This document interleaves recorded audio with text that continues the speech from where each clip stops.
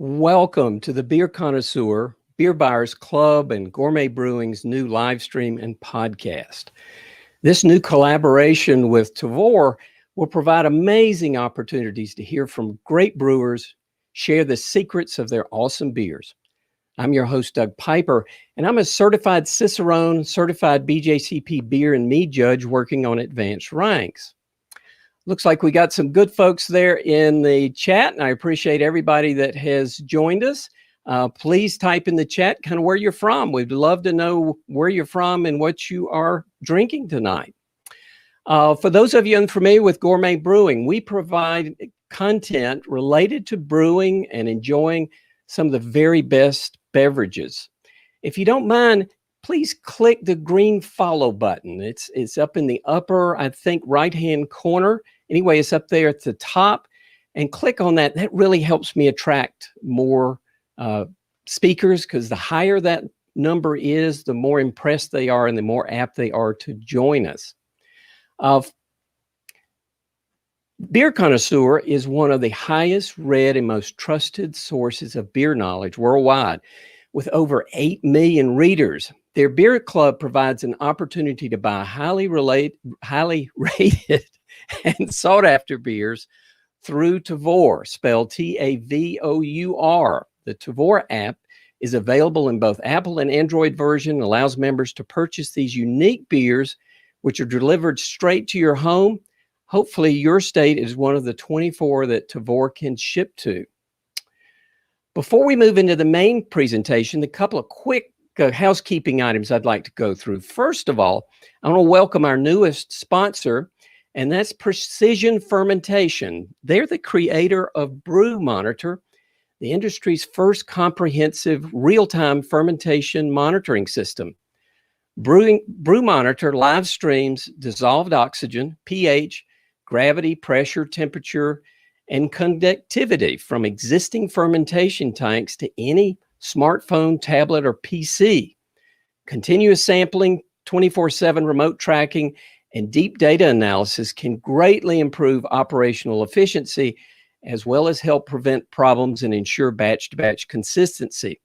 For more information about Brew Monitor and to start a free 30-day trial, visit precisionfermentation.com. T as in Tom, B as in boy, C as in cat. Also, I want to quickly remind you, if the webinar is not playing correctly, just refreshing your browser window does amazing things. And actually clicking the resolution in the bottom corner of the screen can make a big difference also. You can just reduce the resolution and see if that doesn't improve things. We also have an Ask the Question button, and that's in the bottom center of the screen. It'd be great if you would click on that. That way you can ask questions to the brewers. We're going to do that in the last part of the second segment. So, of each segment, excuse me. So, just click on that. The polls in the chat screen. Don't put questions in the chat. We'd love to get your idea on the polls. So I want to introduce, first of all, some of our guests. Okay, well, there is a complication. Too many video sources. Let's see.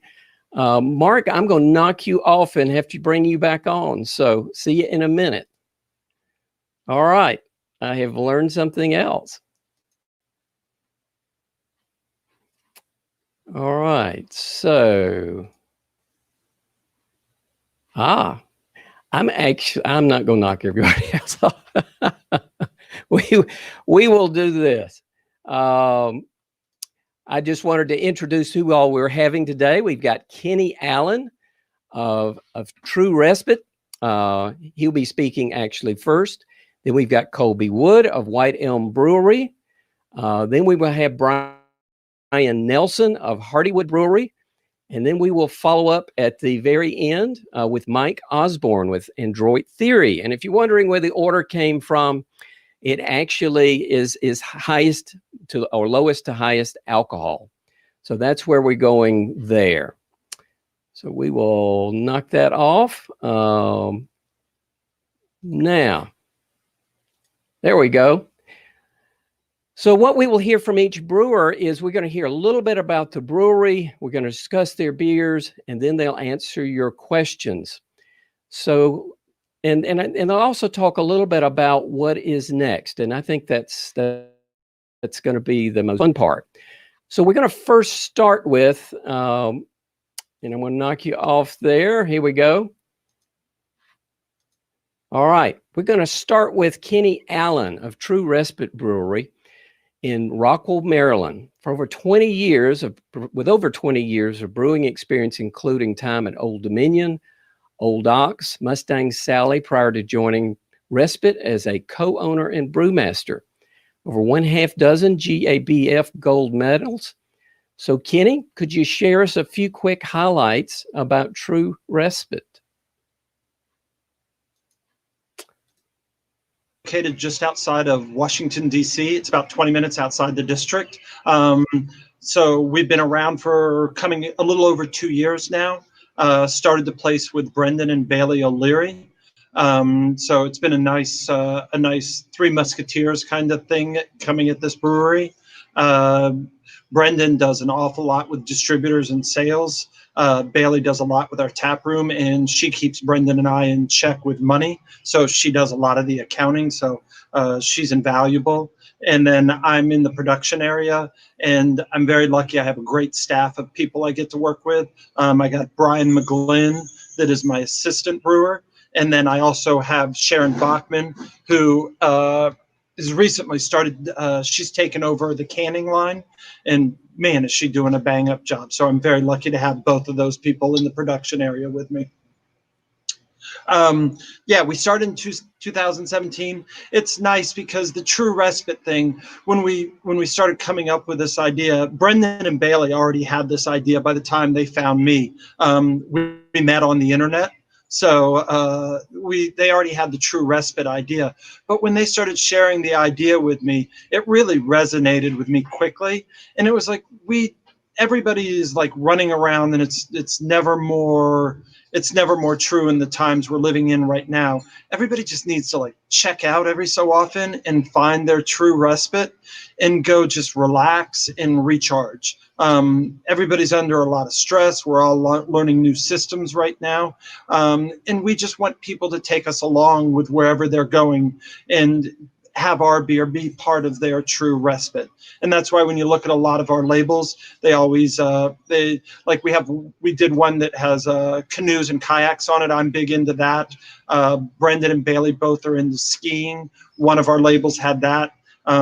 We've done a lot of Inner Circle beers. So we have an Inner Circle series that I really enjoy too. And those are mostly kind of very hoppy New England IPAs. And we name those after people in our inner circle that have really stood beside us when we've been trying to launch this thing, and helped out a lot. We just did one. I don't know. I kind of got an inner circle. They told me to come up with one, and I got a little goofy, but I was like, oh yeah, I want to do my dog. I have a dog that I adopted from the animal shelter, and I was like. And all of a sudden, I got to talking to the other people there, and everybody was like, "Oh yeah, I adopted a dog too." So we're putting one out with everybody's dog that we adopted from an animal shelter on there. So yeah, we all work really hard and try. We have where we're trying to get to, but we also just want to remember that there's a lot of people around us supporting us, and it's not me, Brendan and Bailey. It's a large number of people that are making this happen, and we really appreciate everybody's help that's doing this with us. Is that? Well, awesome. Yeah, so, yes. Well, I am ready to get into this dad hat. I think, and I love the name, especially with Father's Day having just been so recent. Did you sell a lot with Father's Day? Oh yeah, and especially we did. Great name. Yeah, and we turned it out. And I can't say thanks enough to Tavor also. Tavor has done nothing but right by us, so we really appreciate them. They've given us a lot of support, and early on, they really helped get the word out for us. So I just want to thank Tavor really quickly for sure. The dad hat, yeah, Brendan and I. So when we were first cranking up, it was like these New England IPAs. I was a little skeptical, being having brewed beer for the length of time that I have. I was kind of like, oh, okay, what's this style about exactly? And Brendan was in love with it, and so was Bailey. And so I got into this, and we started doing this, and we had brewed several of these beers, and I really enjoyed them. I gained a liking for these beers very quickly. And then one of these beers I came up with, I was like, okay, I like Warrior hops. And I was like, Warrior hops are one of those hops that got passed over. Everybody caught a hold of them for a short period of time, and then in my opinion, they got passed over too quickly. So I was like, oh, let's do one of these with Warrior. And Brendan was like, really, Warrior? That's like, nobody does Warrior. And I was like, okay, well, it's cool. Let's do Warrior then. I don't mind being by myself. I'm okay with that. So we started talking. We did this one, and this is kind of like a New England IPA with a little bit of old school hop character to it. So I was really happy with how this beer came out. In the early days, Lord knows we did. I had never brewed a New England IPA before I started working at True Respite, and we went through numerous rewritings of the recipe, and we came up with this one. So this one we came up with, it's Centennial, Warrior, and Citra. So Citra, not like the most unique hop to put in one of these, but the Warrior was, and I really like it. And this is kind of hence the dad hat. I guess I'm as close to the dad figure as there is in there. I don't really, yeah. But so we did this old school one, and hence the dad hat. And I don't know, when this hit, everybody fell in love with this beer very quickly. So they really enjoyed it. So yeah, I'm happy with the beer. Most of our New England IPAs are falling in the neighborhood of like anywhere from like 6 to 8% alcohol. So yeah. What are you thinking? Taking your sip. BJCP, just I value your right opinion. Now. Well, and I appreciate you coming to. Oh, go ahead. Well, it's been very hot today. Yes. And where I am is not totally cool. So, I mean, it's very refreshing. Some nice grapefruit characteristics. The bitterness is well controlled. They're extremely pleasant. The aroma is phenomenal. When I opened the can, it just almost filled the room. So you've got some tremendous aromas there. I'll go back to the camera, but I just thought it was absolutely awesome. I really enjoyed it.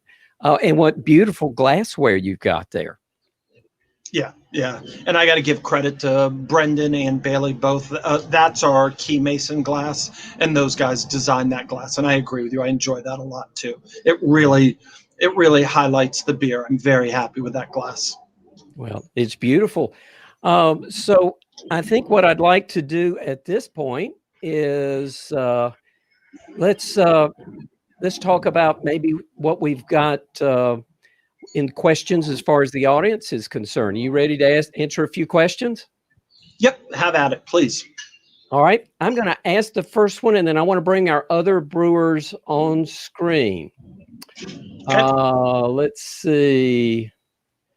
All right. So I'm going to start out with the first one. This one comes from Chris, and he says, Kenny, what does your brewery's slogan, "Be the Key," entail? Yep, and great question. So it's like, what is it? It's the Eagles song. Everybody has locked, but everybody has the key. So it's like that, the keyhole and be the key.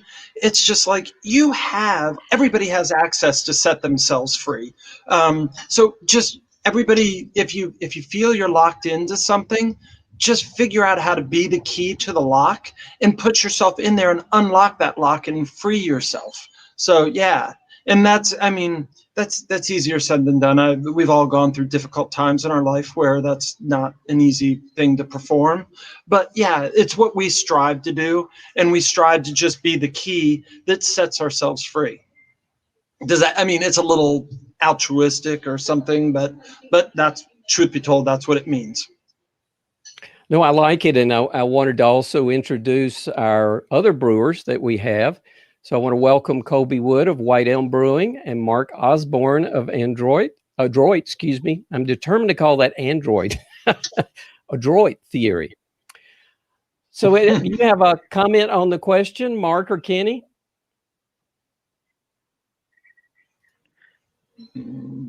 I'm sorry. Well, the question was on his brewery's slogan.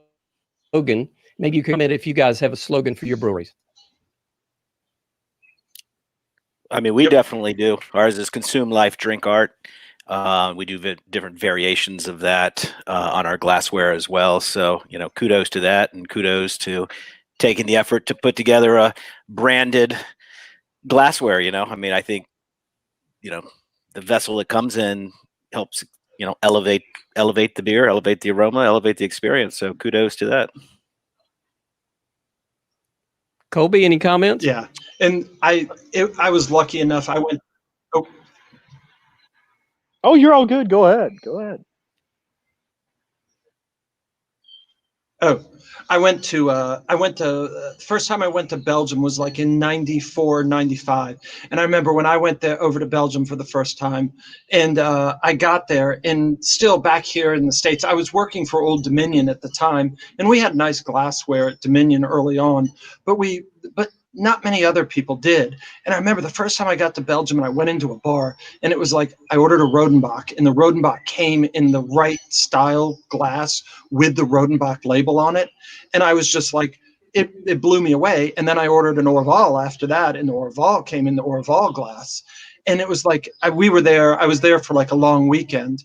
And after I was done, it was like, oh, it's like, wow, the United States, back in the States, we have a little bit of evolution we need to go through, and it'd be nice if we could catch up to this. And I think the States has done itself incredibly proud in that way of evolving, catching up, and then really making a name for ourselves in developing unique original beer styles, and then doing all these things right by the right glassware. There's so many breweries out there that do that these days, and I don't know. I'm really proud to be part of this community. Well, excellent. We'll move on to the next question, and hopefully Chris got his answer. So I kind of like what Thomas is asking, because I'm a stout person also. So Thomas asks, let's talk about stouts too, please. What's your favorite style of stout, Kenny? My favorite style of stout. Yeah, I mean, it's kind of a little contrite, but like a nice barrel-aged stout is always good. Yeah, it's hard to go wrong with a nice barrel-aged stout. Keep low. Me personally, I like balance and get the bourbon flavor in there, and then it's funny. It's like and I tend to like straight bourbon. I've tried some rye whiskey ones, and the rye whiskey ones are good too. I've done those a couple times. I know there's something there. I just got to figure it out. I got to work with my grain bill to figure out how to work with rye. That's a tricky one. So I like a lot of stouts. I've been lucky enough. I've traveled in Ireland a little bit, and I mean, when you drop into Ireland and get a Guinness, it is different from here in the States. And yeah, it was pretty wonderful. And I imagine every Guinness drinker is or Guinness brewer up in Baltimore is screeching at me right now. But yeah, I felt the Guinness in Ireland was really good. Mark, you have a favorite stout? Oh, I love stouts. I mean, I drink a stout in 100-degree weather. It doesn't matter to me. My personal preference is I do like hoppy stouts, and obviously I like black IPAs because it kind of straddles that gap. We make quite a bit of what they call pastry or dessert stouts, and while they're over the top and the diabetes in a glass is a real thing, I do think that the ones that we do are very well balanced in terms of balancing a multitude of ingredients and doing it in a way that creates the booziness, that creates that cordial-like experience, but just makes it so balanced that it's almost scary how drinkable a 12 or 14 or 16% stout can be. So they can be dangerous, but I do love those. Kolby, how about you? I'm a huge fan of non-adjunct barrel-aged stouts, typically terminal gravities in that like mid 1030s range. So not the crazy double mash, super thick. I prefer extended aging, development of sort of micro oxidation in barrel, and I've kind of always been of the mind that I really liked high wheat content whiskeys for the barrels, preferably older, and I'm starting to evolve a little bit into more sweet wines like port barrels. We released a beer called Catane that was a collaboration we did with Dracker we released it not that long ago. We brewed it a long time ago. That was aged in tawny port barrels. And what kind of barrels? Tawny port. Okay. Yep. Did you get those from Portugal? Yeah, these actually came over. So at the time, they were the most expensive barrels we had purchased. I believe they were 7-year tawny port. Yeah. So lovely wine-like characteristics, but still had a lot of that, kind of vanilla and oak contribution to it. Now, we did come in with an absolute load. I believe it was like 2 pounds per oak barrel of Ugandan vanilla, as well as pink peppercorn and Sichuan blossoms in it. And wait, you said you didn't like adjuncts.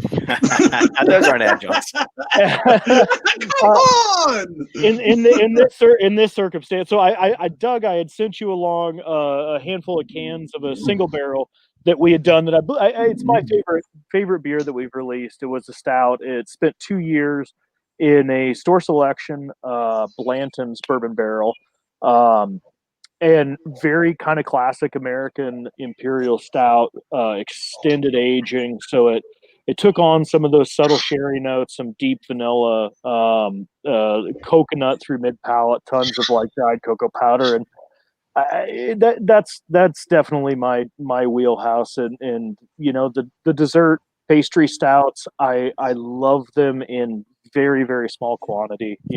A few ounces is totally good for me. I'm sitting here having a lovely Pilsner Urquell in the warm Nebraska sun right now. So I love that glass.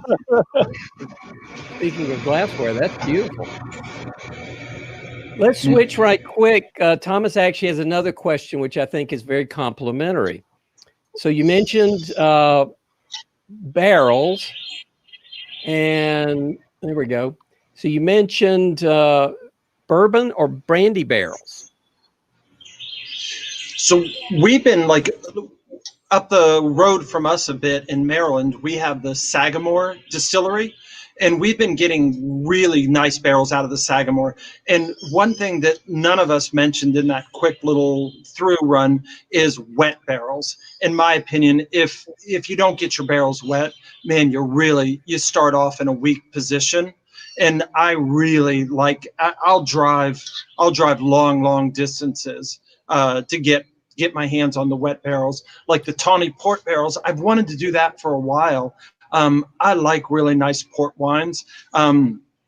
Dragging them over from Portugal and getting them to here is like one of the things that's always, I've been like, oh, it's like the logistics of that. I know it can be done. It's just a challenge. And so, yeah, I definitely, the Sagamore people, it's in Maryland, and those guys I think are producing, I think they're kind of they're a newer people, but if you can get to their facility up in Baltimore, man, will it blow your socks off. Those guys have done it right, and they're really nice up there. They tune me in when they have fresh barrels, and that's what I do, is that when they have fresh barrels they've just emptied, I hustle, me and my assistant brewer Brian, we've hustled up there with our vans to grab barrels the day they're emptying them, and it really, in my opinion, it makes an enormous amount of difference.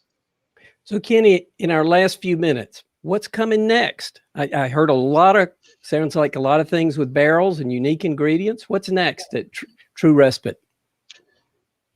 So doing some New England IPAs. We were brewing a nice Oktoberfest beer today, so we're already getting our Oktoberfest beer, our Marzen beer. It's not quite March, but we're doing okay. We're going to be able to park on that one for like a solid 6 to 8 weeks before we're bringing that one out. So I'm very much looking forward to that.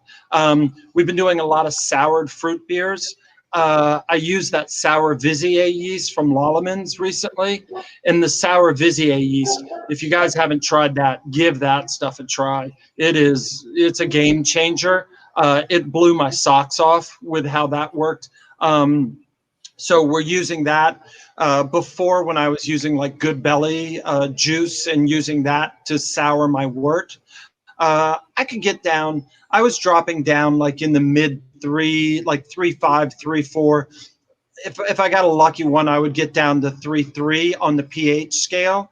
With this sour Vizier yeast, we've produced a couple beers now that have gotten down to 2.8, and they'll rattle the fillings in your teeth if you have any. But I like it. I love a good sour beer, and it's really working dynamite.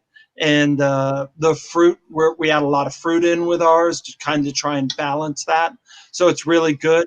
And I think the next thing we're going to probably start doing is some of these barrels we're turning out that we've extracted some flavors from. We'll start pumping some sour beers into the barrels. So we've gotten a couple rum barrels where we've done that too, where we've put sour beers in rum barrels, and yeah, that turned out really nice too. I was exceedingly happy with that. I love your enthusiasm. You really describe things so deliciously. So I can't wait to hear more about what's coming up. So thank you, and cheers. That was really well done, and what a delicious beer. And so now we're going to move over to Kolby Wood, and you'll be coming back on in just a little bit, Kenny. But right now we're going to jump into Kolby and hear about his brewery. So I'm Mark, gonna knock you off for just a minute. There we go. And let's see, Kenny, we're gonna put you there. There we go. So Kolby, it is so fantastic to see you. And I want to introduce you for just a minute, if I may. Sure. Kolby Wood is a classically trained chef turned brewer. And he blended his passion for handcrafted beers with a sense of culinary exploration. A true believer in the DIY ethic, Kolby has played drums and bass in a below average. This was his thing, below average. No, I didn't write it, but it's honest. punk band, but he nearly built everything in the White Elm tap room. And speaking of that, hopefully that's what we will have there, is maybe see a little bit of that tap room. So Kolby, there must be a lot of stories to share about the creative work you've done in the brewery. Can you share that and some highlights of the brewery? Yeah, absolutely. So, the brewery's actually been something that I have been dreaming about since about 2004. Had an actual business plan drafted in about 2010 when I was still living in Denver. Met my wife, who's a Denver native. We had our first daughter. We both quit our jobs to move back to my home in Lincoln, Nebraska. With a long-term view of opening the brewery, we partnered up with some of our dear friends, Matt and Martha Lee Heine, who I've known for 20 some odd years. And opened up with sort of a view of never wanting to take over the world of craft beer, especially in our local market. We just wanted to be sort of a community hub. When we were talking about taglines or slogans, we never had one. We had very simple stylized secondary branding, which was a WE. And we thought it kind of embodied what we did in saying we as a community here in southeast Nebraska. So the brewery itself is it's very small. I'm sure we're probably the smallest of the four on tonight. We don't get outside of the Lincoln market too much, with exception of the stuff that goes through Tavor. So it's been really exciting in the last handful of months to partner with them. And see check-ins, around the country. It's been a lot of fun. We definitely have a little of my maybe classic culinary background in as much as there is still a strong focus on classic styles there. I think it's a lot of the stuff that we drink on the daily in the brewery. Our head brewer Keith Gascoigne is an absolute master with lagers.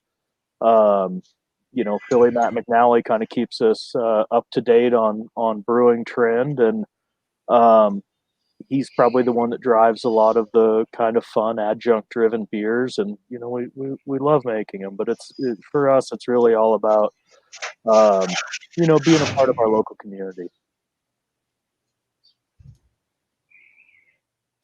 Well, great. Well, I'm sitting here looking at your beautiful copper pot beer. Sure. I'd love to crack it open. You've been telling me all about it, and I've been looking forward to it. Can we jump into it? Yeah, I'm going to join you in a glass here so we could talk through it. All right, I'm going to see if I can pour it and not spill it, but everybody will know if I did.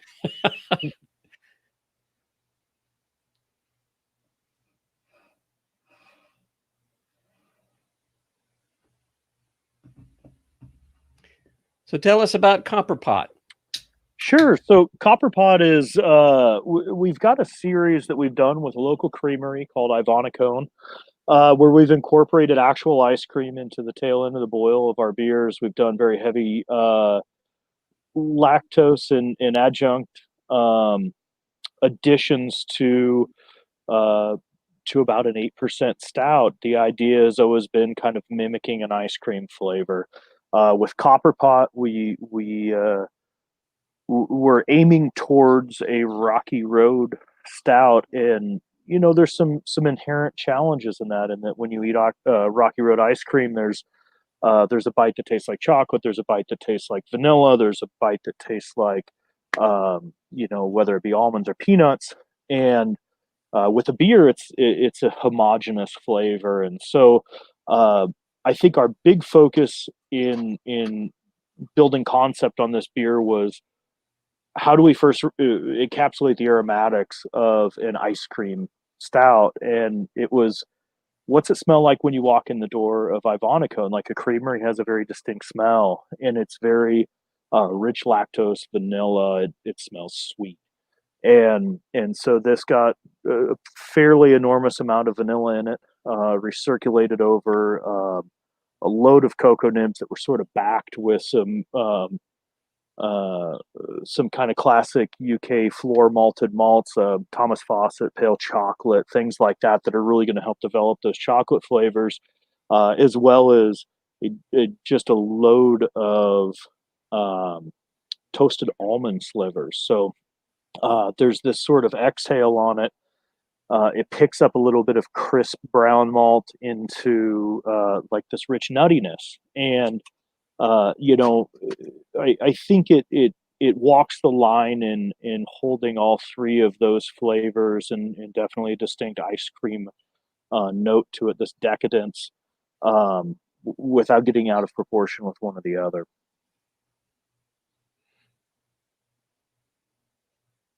Well, I am ready for a taste. Wow, the chocolate, sweet vanilla. It really is like a bowl of ice cream. Oh, wow.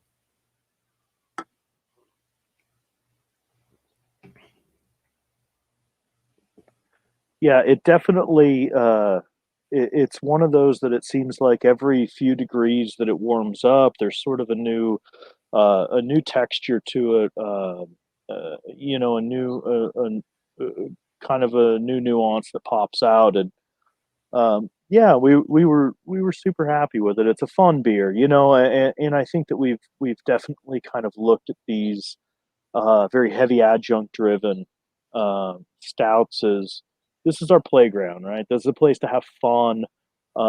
There's sort of this joy de vie in craft beer that still exists, and it's around a lot of these adjunct driven beers. So we love making them. It reminds me of when you fix like ice cream, and you open a jar, or maybe you've made some chocolate fudge to put on top of it, and you pour it over that vanilla, and you just get that aroma, and maybe you got a cup of coffee there. I mean, it's really got all those wonderful characteristics all blending together, and it's so smooth. I mean, it's just enough bitterness to it that it doesn't finish sweet, but yet it tastes sweet, but it's not cloying at all. It's very just enough drying that really you don't. But it has lactose in it, right? I mean, it has a lot of lactose in it. Yeah, a lot of lactose. But we offset that. I'm a big believer in Thomas Fawcett malts, and so we use sort of their full pantheon of roasted malts, and so you can kind of almost in lieu of hops offset some of that sweetness with roasty flavors, and maybe develop some more flavors that you would associate with chocolate, bitter baker's chocolate, things like that, as opposed to just hop bitterness, which they tend to work really well in developing those flavors and accentuating the adjuncts that you'll add on stouts. Well, I know some sweet stouts or milk stouts can sort of leave you like you got to clear your throat when you after you get done. And this just has a very clean, I mean, it's a definite sweet finish, but there's just enough bitterness there that it balances it out so nice and smoothly. This would be dangerous now. This is what, a 8.2%? Is that what I recall? 8.0, yeah. 8.2. So 16 ounces of that would be nice. Yeah, it definitely could creep up on you. And you said you're in a little bit of a warm weather right now, so it's 16 ounces when the sun's shining is probably plenty adequate. But you get into those winter months, and a few of them can go down fairly easy. Well, it's delicious, but there's some questions piling up here, Kolby. Sure. So do you mind if we jump into some of those questions? No, I'd love to. I'm going to read the first one, and then I'm going to bring the other brewers on while you're answering that first question. Mm-hmm. So this is an interesting one. I think you'll like this one. So, Kolby, what's your favorite comment or rating from the Untapped app? So that must be someone local, because I did a local podcast in which a few beers in, I started talking about having a little bit of fun with some of the negative reviews, and they tend to be fairly humorous. So I don't know how PG we are here, so I don't know if that I could actually say my favorite one. But it was I don't even.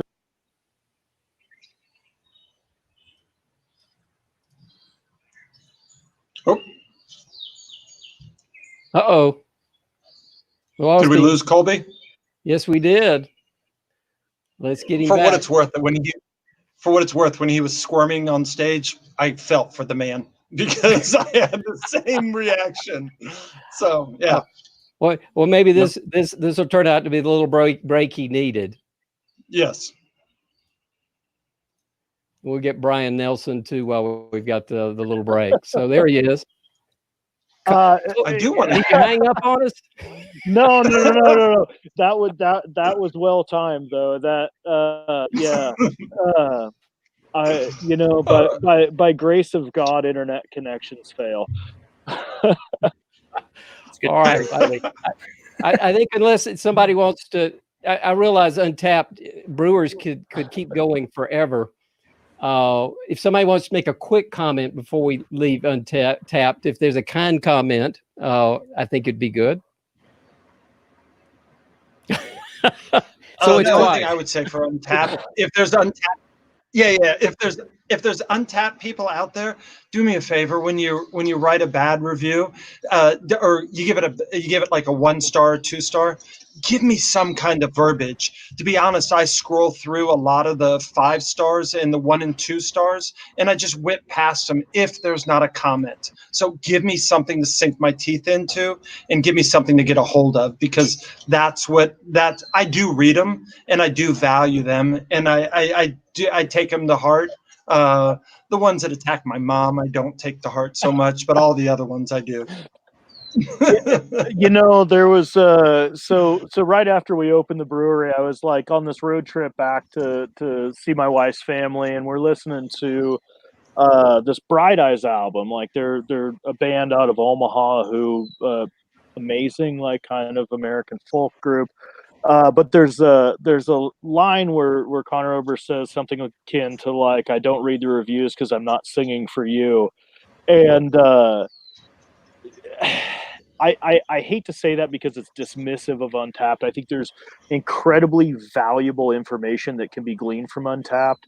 From quality control perspective, from trend, from you can get into an echo chamber very easily, but there's also, we had a group of guys who they thought it was funny. Just unanimously across the board, every beer they had was 0.25, and it's like, there was a beer that we spent a lot of time, poured our hearts and souls into, and then that's the first check-in, and you go, come on, man. Okay. Yeah, that's not good. Brian, you haven't weighed in. Do you have a quick comment on Untapped? It is a good forum. It's a good communication side of things for beer, and good community as well. But yeah, sometimes you get those off comments or things you look at as brewers. When we look at them, we get devastated for sure. But we can't focus on them. Sometimes it is just those random people doing those 2.5 ratings just to be goofy or to be cheeky. But that typically as brewers, when we taste our beer and we know it's going out, we know it's going out well, and we know that beer is worthwhile and dedicated to the fans that want to drink good beer. So it's definitely a good forum, but we don't put any stock in it either. I love your answer. Okay, let's move into a couple of others that we've got here. So I believe, Kolby, you can answer this one. Well, let's see. Here we go. I'm a brown ale fan, but few make a brown ale. What do the brewers here think of the brown ales? And does anyone brew any of them? I think I don't know. I think that brown ales maybe were one of those styles, like, the color wheel beers were like a lot of the styles that got me into craft beer back 20 years ago. So I always have a soft spot. I'm Samuel Smith Nut Brown is like always going to be one of those beers that I drink whenever I see it available, and I think, God, I wish I could pull this off. I think that it's one of those styles, though, that it struggles to resonate with a wide audience, and so dependent upon brew system size, a lot of breweries struggle to occupy a tank for 19 to 25 days or whatever it may be, with a style that they're sluggish in sales, and it's unfortunate. I think some of it's a swinging pendulum. I think some of those styles, especially in local markets, will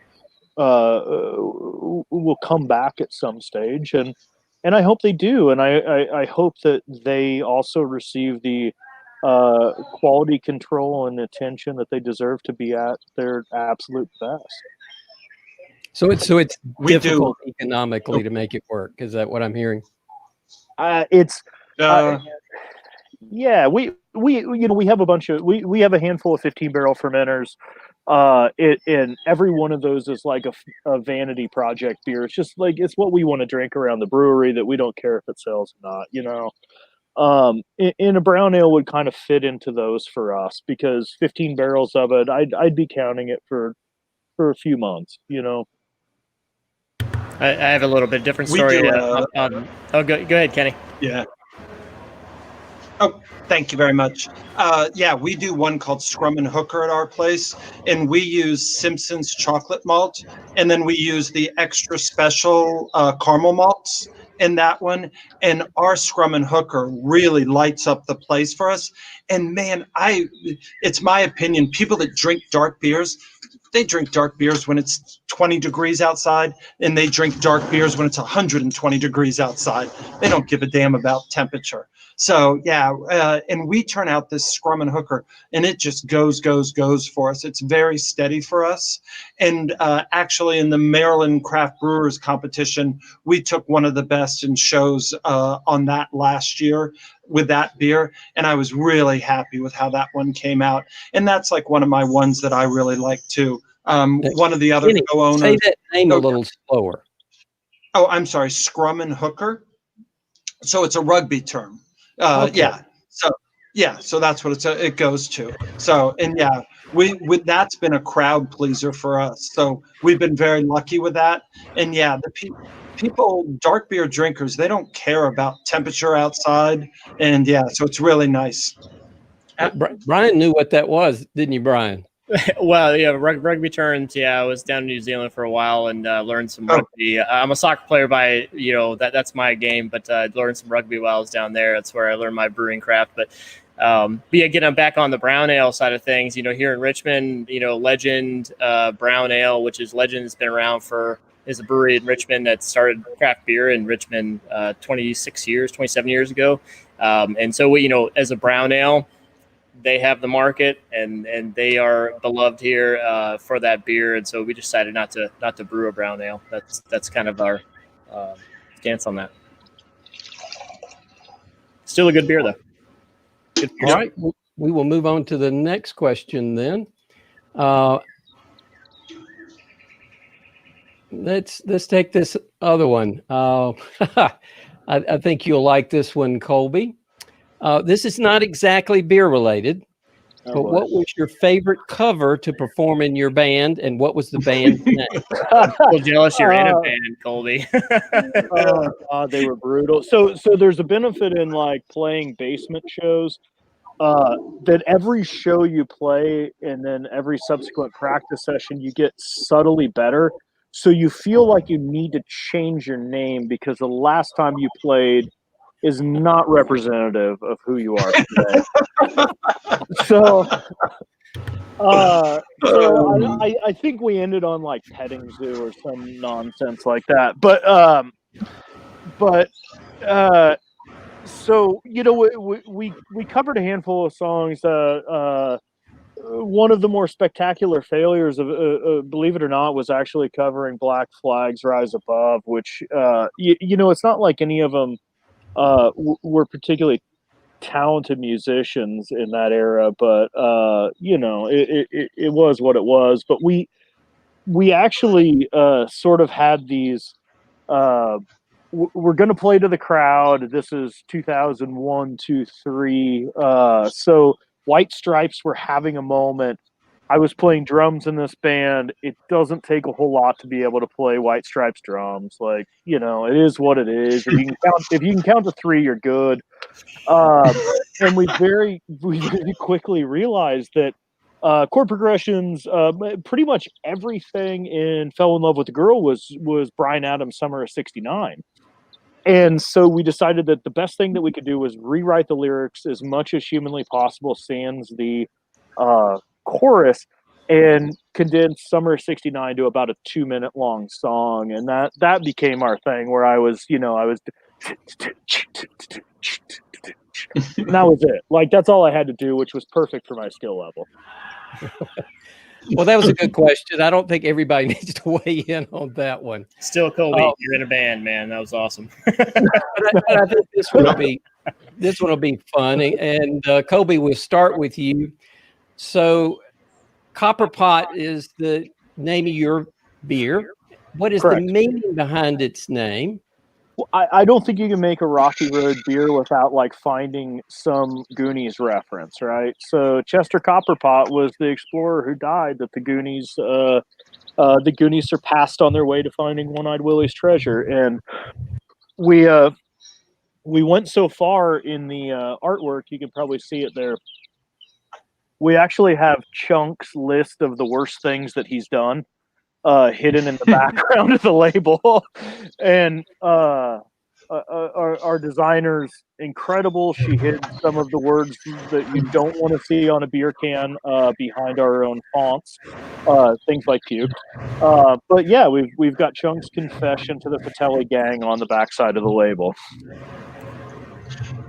When I was recently during the lockdown, I was going for the new haircut, and I was trying to get the Joe Strummer mohawk going. Oh, and I'm pretty sure I ended up with the sloth haircut.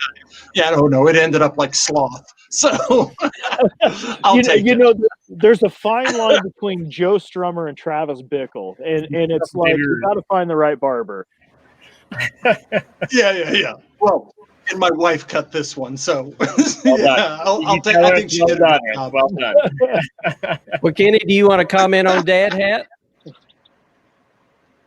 On Dad Hat or the title of the beer?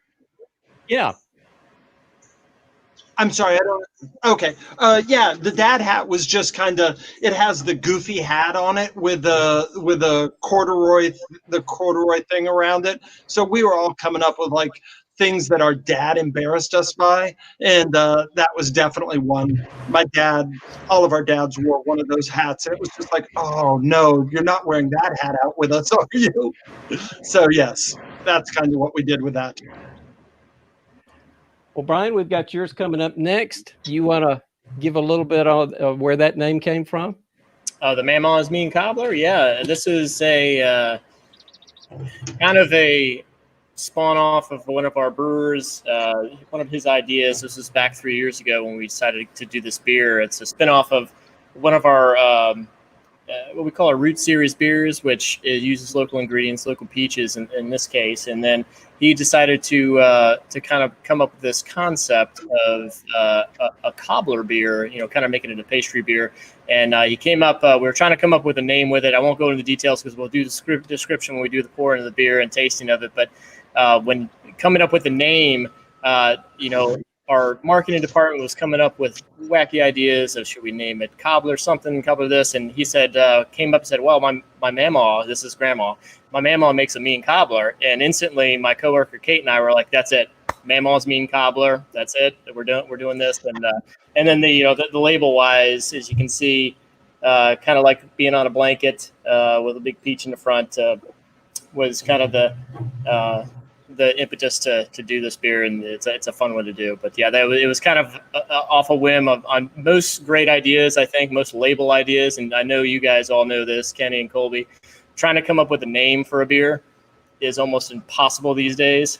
It is almost impossible. Yes. Everything's taken. Everything's kind of through. You kind of go through the trademark list, or at least we do. We kind of go through an internet search and see how many people have used it.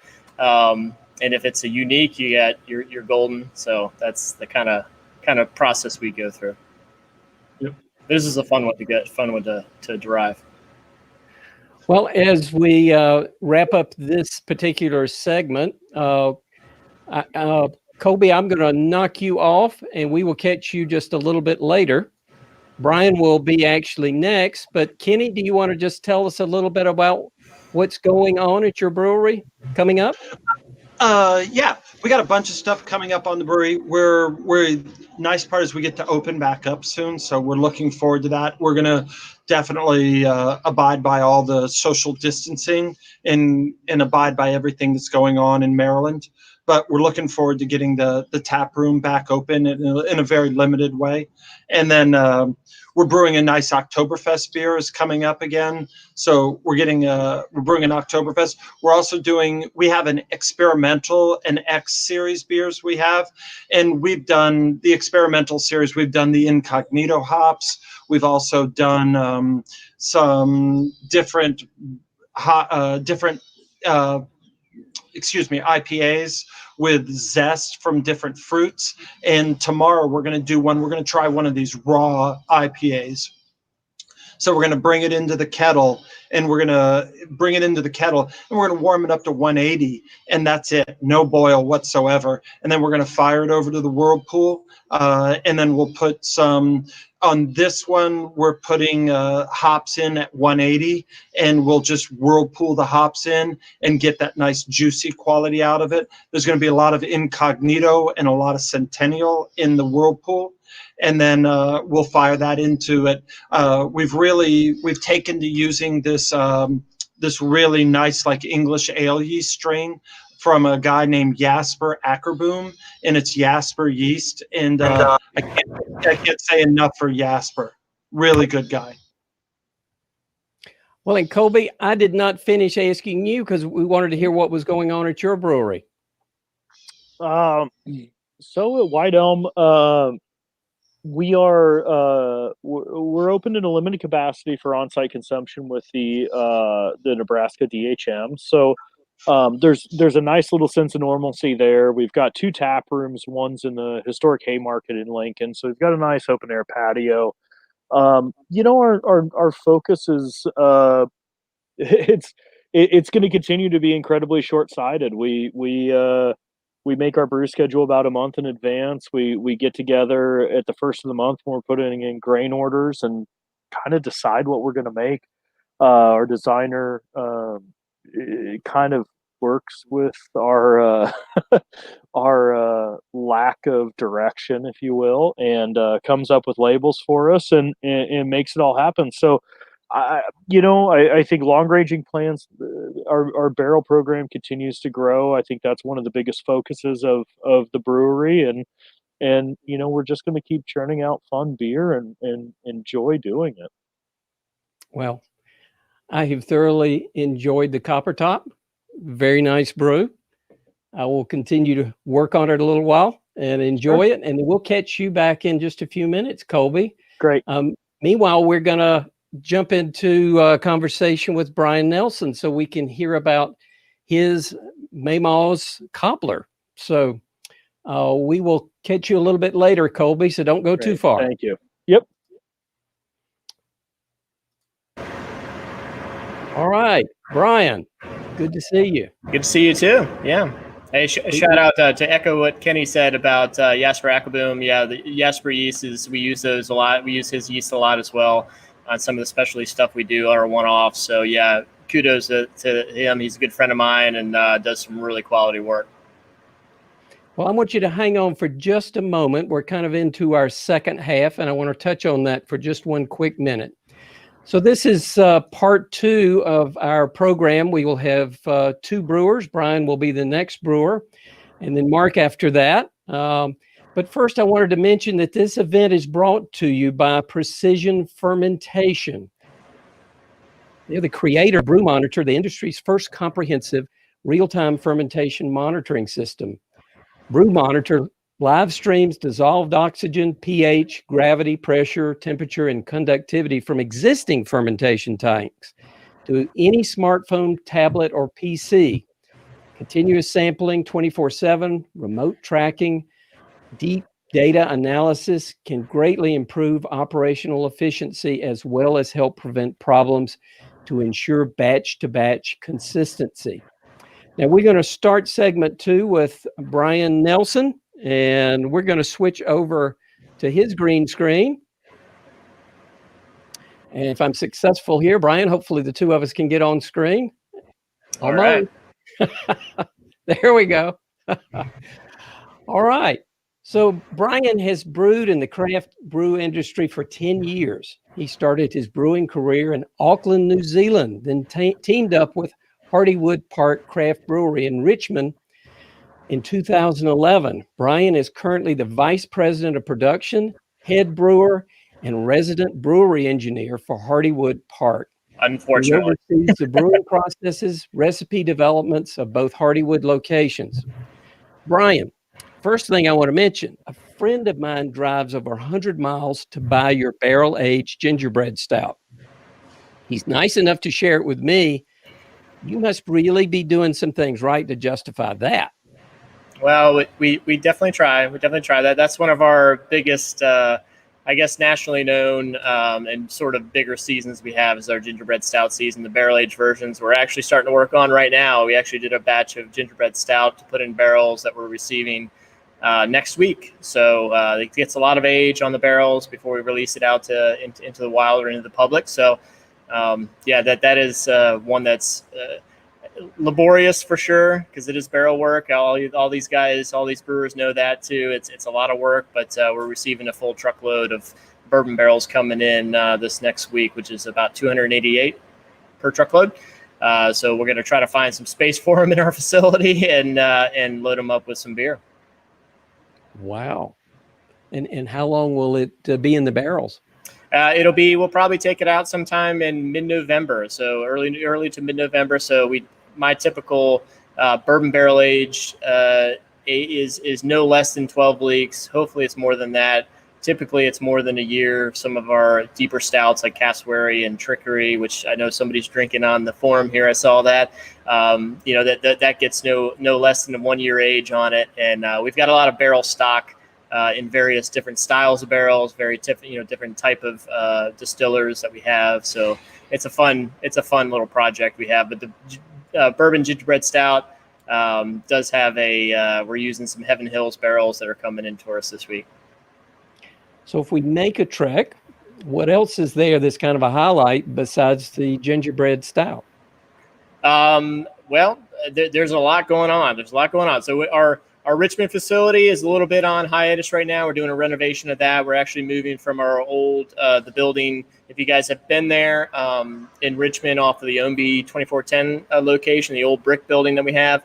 That's getting moved over to the building that's adjacent to it, which we own. And then we're moving that brewery over there. So that's actually a decent project. It's going to be fun to revitalize the brewery, to be honest with you, because we put it through its paces and it's had some wear and tear. So that's the fun for me from the engineering perspective to get it back up and running and to brew some decent beer on it. So that's going on there. Here in West Creek, we're trying to do some our West Creek facility, which is our production facility. We have a 60 barrel BrauCon system, which is large. It's automated, but we're doing some fun stuff to split batches off and do things like Mamaw's Mean Cobbler, which we're going to taste tonight and run you through some tastings tonight. That are fun spin-offs of some of the beers we do, but also doing some separate fermentations off of the brew house using some Kvik strains for IPAs and things like that. So it's complicated, but we're making it work. It's been a fun challenge, if anything. Well, as you know, I haven't been to your location, but I have friends that have. Mm-hmm. Now, just looking at this background that I've got here, this looks pretty immense. And now we switch over to where you're literally standing right now, and that looks pretty immense. Yeah, this is our brew house behind me. This is our BrauCon system. Again, it's highly automated, which I was reluctant to go into off of a manual system. When I cut my teeth on brewing, it was all manual. It was home brewing when I started. Caught Eric and Patrick's, who are the co-founders of Hardywood's. Cold called them and said, "Hey, let's brew some beer together." And we did some pilot batches and things like that, and made up to a 20 barrel brew house, which I helped put together in the beginnings in 2011 when we started. And that's what we started with. It was very full on, hands on, as many brewers do, and then brewed some great beer off of that brew system and hoping to still brew some great beer off that brew system as we go through a 3-month hiatus before it gets renovated in the other building. But design this whole system as well with BrauCon's help and try to scale up and make the beers the same way they tasted as they did on the traditional brew house, which was an NSI brew house. For those of you who don't know, those guys have gone out of business since then. So parts are going to be hard to find if we need to do anything. So it's going to be some engineering involved there. But scaling up was difficult. We had some challenges there, and scaling up our gingerbread stout, here was scaling up was pretty difficult as well. But we our brewers have learned and taken that curve very quickly, and we're brewing great beer off this brew house, and it's much more efficient for sure. Well, it is absolutely stunning, and the location that I am quasi in, I mean, that's our tap room, behind you. So that's when you enter in the building. That's our tap room. It's got vaulted ceilings, and the ceilings were made that way for the fermentation vessels behind. You can see those big stainless vessels behind there. We do have 360 barrel fermenters, which we have to brew 6 times on our brew house to fill those up. And we got some room to grow. We're running out of, I like to say we have room to grow, but we run out of space very quickly with all the things that are there, especially barrels as well. I'm very passionate about our barrel program. So we get different barrels, and I'm glad to hear Kenny and Kolby, everybody's getting barrels in from different places and different styles, and different bourbon distillers. We have Basil Hayden's Woodford Reserves. We have some weird ones from Few Distillery, and we've used some Sagamore rye barrels before as well. So all this stuff is. What do you call a weird barrel? Oh, we've got some weird. We got some Copper Fox barrels, which is local to Virginia, which has been a really. We only got 2 of them, so it was a very limited release, and I did a barrel blend with those, but it provided some smokiness to it because their distilling process and their aging process is a bit on the smoky side, but it was an authentic cherry wood smoke that came out of it. So I thought that was interesting, and we're doing a lot of barrel blend smoke. I mean, some of the smokes can be rather acrid. Right, and this wasn't. It was nice and smooth. That was the difference. It wasn't that. Chloroseptic kind of smokiness which may come out during that, that process or that aging. This was very, very smooth, very subtle, but it was there. So those are the kind of interesting barrels we've kind of squirreled away, 2 or 3 of them. My brewers will sometimes be like, all right, I'm going to put this away. And we're like, all right, I'm not going to hear that. I won't hear that too much, but we'll check on it in a couple of years and see what happens with it. So. When you say weird, you really mean special. Well, special, yes. And most of our stuff is, the clean, beer, no microbes and everything else. And that's kind of not unique to us, but that's what we do. We haven't delved into much of the sour program, which I know Adroit Theory and a couple of the breweries that, here are probably doing. That's something that we like to, especially in this facility, keep our process clean, just because we're doing a lot of beer out of this facility and don't want to have any mishaps and detriments to our flagship. So, well, I've heard all about this beer. How about you unpacking Mamaw's Mean Cobbler while I do my best to do a nice pour? Let's open it up. So this is, again, a derivation of what we call our peach triples. I don't know how well you can see this. Let me see if I can get it back here. That's not good lighting. So this the Peach Triple is one of our Reserve Series, Root Series beers, what we call them now. That is a beer that uses peaches, local peaches. This year we were able to secure up to 2,500 pounds of local peaches in the Peach Triple. And the Peach Triple will then become Mamaw's Mean Cobbler. So in this Belgian base, it's a Belgian triple base. Very simple recipe on the brewing side, on the malt side. Standard malts when it comes to Belgian triples. It's 8.2% ABV. But then, after fermentation is completed, then we'll introduce our peaches. And we do supplement with the local fruit because it's very difficult to find a local fruit provider that will provide 48 pounds per barrel or 36 pounds per barrel of peaches. We also do another 12 pounds of apricot in there as well. In order to just kind of boost up that aromatic quality that I think apricot does kind of lend to the peach quality. You get so much, at least in my opinion, you get so much peaches in there, you kind of have some diminishing returns in there.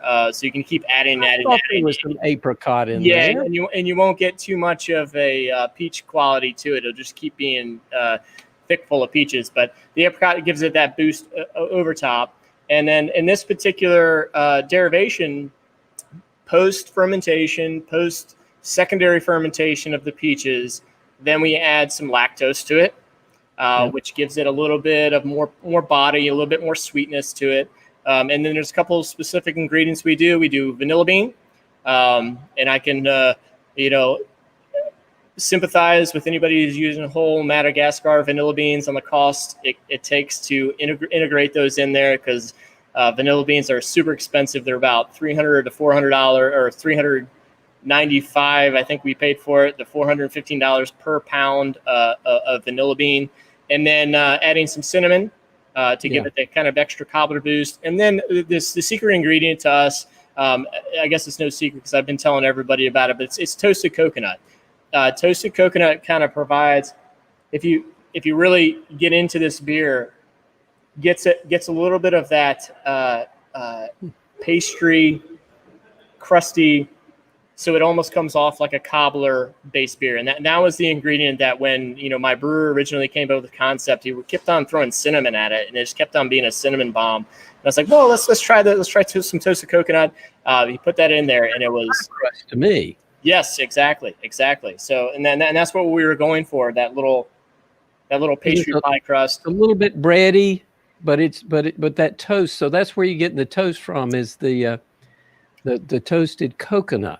That's right. And that is our bulletproof, what we call our bulletproof ingredient. Sometimes if we have a beer that we're like, nah, and these are all adjunct beers. This is not like a Pilsner we're adding toasted coconut to. But, if it's a adjunct beer, especially with our beer club, we call it the Family Tree Beer Club, if we're looking to do some exclusive beers for them, if we need just a touch of something or to round it out, toasted coconut is the way to go. It's a fun one for us to use. We use it often. So that's kind of our add toasted coconut, maybe coffee, and it becomes like this great blend of beers, especially in a stout. Wow. Well, it is a phenomenal beer, and it sounds like a ton of work. It is. We go through a pasteurization or a gourmet pasteurization process each time when we add these ingredients, just to make sure it's beer safe. Aseptic, so we don't have any micro issues, and it's shelf stable. So those things, it's not the easy route for sure. It's not the most cheap route, but it makes for a fun beer for sure. I wouldn't drink more than one of these, to be honest with you. That's not my style, but it is a nice dessert beer to kind of relax with and taste. It is fairly sweet. It's more than sweeter than the Belgian triple is, but you get that body and that nice aromatic quality to it. Yeah, but you still got a little bit of Belgian phenolics in it, which I think is very complimentary. It is. Thank you very much. I think it blends well with the cinnamon. Now, what do you put cinnamon sticks in it to? We do a combination of, well, we've done it both ways actually. This past one we did powdered cinnamon, so it's a Vietnamese cinnamon. We've used Ceylon cinnamon in the past, which didn't get quite the sharpness to it that it needs. The Vietnamese cinnamon, I think, is the best one. We've done sticks versus powder, ground up, cinnamon, and we feel like it integrates a little bit better with the cinnamon powder. Now, we were talking to Kolby about, again, when you get the lactose beers, they can sometimes leave a very unpleasant sweet finish if you're not careful. This is relatively dry. I mean, it's sweet, but it's got a drying effect in it. So where do you get the dryingness? Well, where's the bitterness come from? That's a great question, because the triple itself actually attenuates fairly low. We're using some sugars in there, some turbinado sugars in there to dry that out in the base beer. You add the peaches on top of that adds some more fermentation, a little bit of more sweetness, but most of that is fermented out. You get a little bit of residual there, but then the lactose kind of just rounds it out to us. And then we've actually had different levels of lactose we've added in there. We felt that, there is, again, diminishing returns on how much lactose you can add before it does become cloying and kind of, not pleasant. But we think we found the balance in there where it's not, you still get that tartness, a little bit of tartness from the fruit itself, that kind of balances the sweetness that's coming back from the lactose that we add. Well, you got ahead of me. That was the other question, because I was wondering if you had blended it with a little bit of a sour beer, because there's a tanginess, a lower pH than you would expect. Yeah, and that's all coming from that fruit fermentation. Everything we do on the fruit side of things is always a secondary fermentation. So we let the yeast, the Saccharomyces, get all the way down to terminal, and then we add the fruit to it at the end. But we also have to make that safe as well. Again, going through that gourmet pasteurization is important. But then it goes through a re-fermentation. The yeast is a little bit tired. We usually spun off the tanks, basically encapsulating any sort of natural carbonation within there, so it keeps the aromas within that beer, within that tank. Again, this goes through a fairly rigorous secondary fermentation because there is so much fruit added to it. But it helps in the balance in the beer in the end. Brian, let me ask you a question. It was very meaningful to me when I was working on my mead certification. Mm-hmm. And I was asking a brewer on his mead just how he got that strawberry flavor. And so he got the bottle, and he said, "Now, Doug, look at that bottle." And he said, "May it go up about 40%?"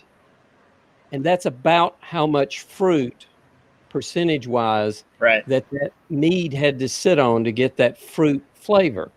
So how would you equate that in this beer? Because it's a powerful, well, powerful is not a good, it is a very distinct fruity flavor. Sure. Yeah. One of the things when we go through our processing of this, there's a certain amount of loss we always look at in our process. Depending on IPAs, they're somewhere around the 12 to 15% range because it's so highly hopped. Our lager is around 6 to 7%. This peach triple, because we're taking the loss out of it, which we typically in a Belgian, we'll probably call 10% in that triple. If we were to do just a Belgian triple, probably 10%, maybe a little less than that. But when you add the fruit to it, when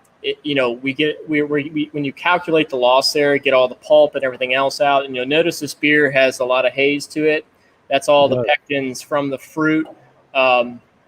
The amount of fruit actually adds enough volume and liquid and flavor to it and that volume to it that we actually don't calculate any loss. So whatever goes in the fermentation vessel stands, and then we add the fruit to it, which is a ton of fruit.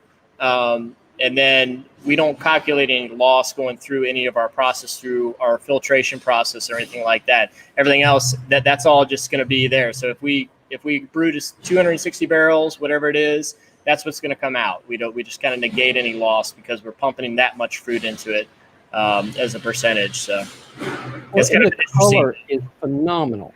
I mean, it really is kind of an apricot peach color. I mean, I think it is a gorgeous color for a fruit beer, and almost spot on with your label. I know that was all. The labels were done in house too, which was fun too. We have some very talented folks in our marketing department. That Maddie is our marketing director, and she comes up with some fantastic label designs.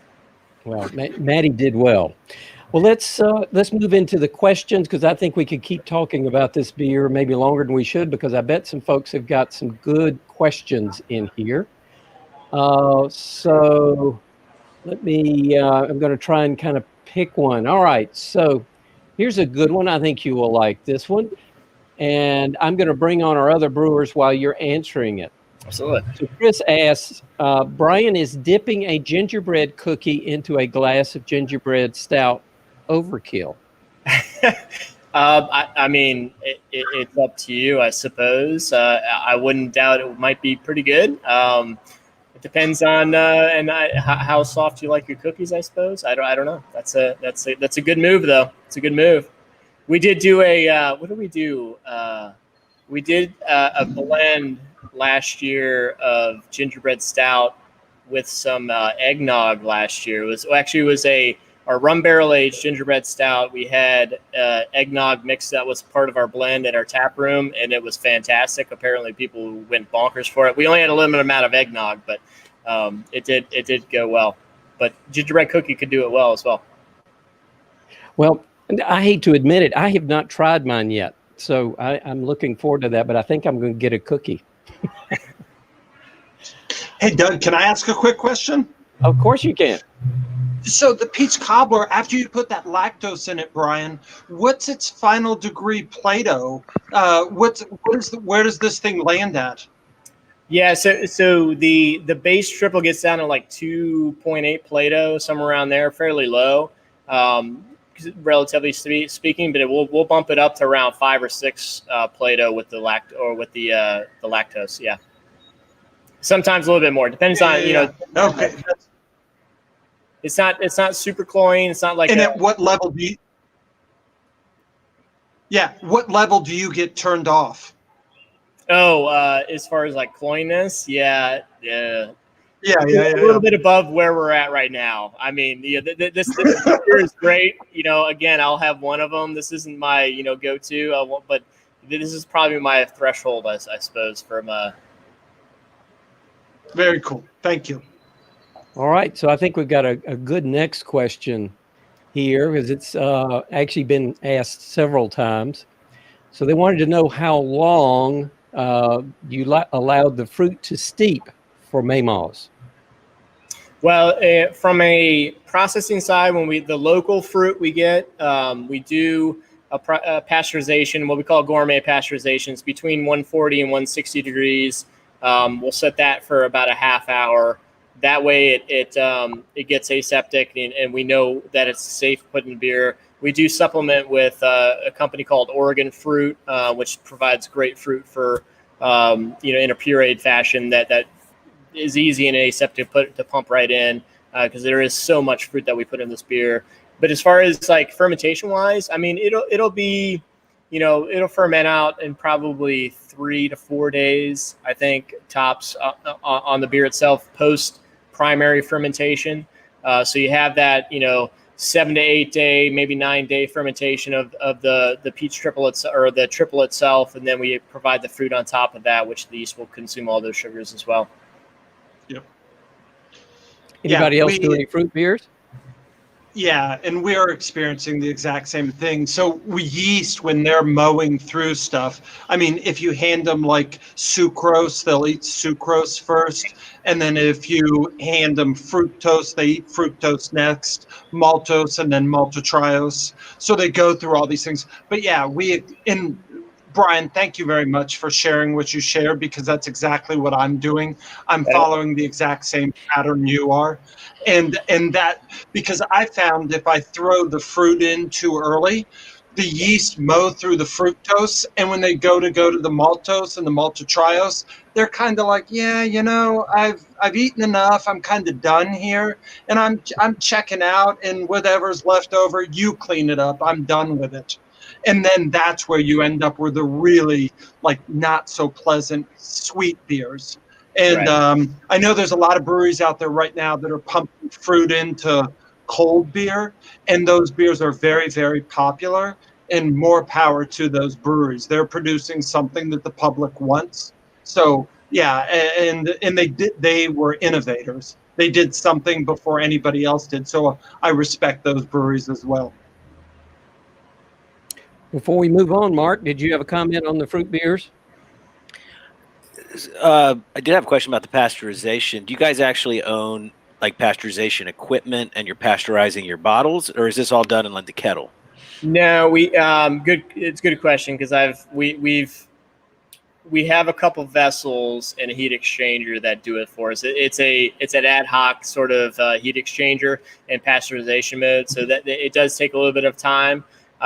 We've relegated a couple. Well, there's 2 different methods we've done it. We have a couple 3-barrel fermenters, which I do, which I've modified the glycol jackets to basically accommodate steam.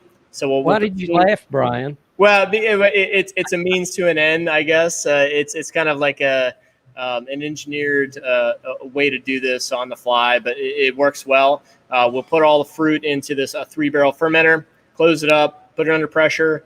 We have not under pressure, the steam jacket or a steam generator go through. It's a little mobile steam generator that goes through, and then we'll just recirculate through that, pasteurize it, and gets it up to temperature.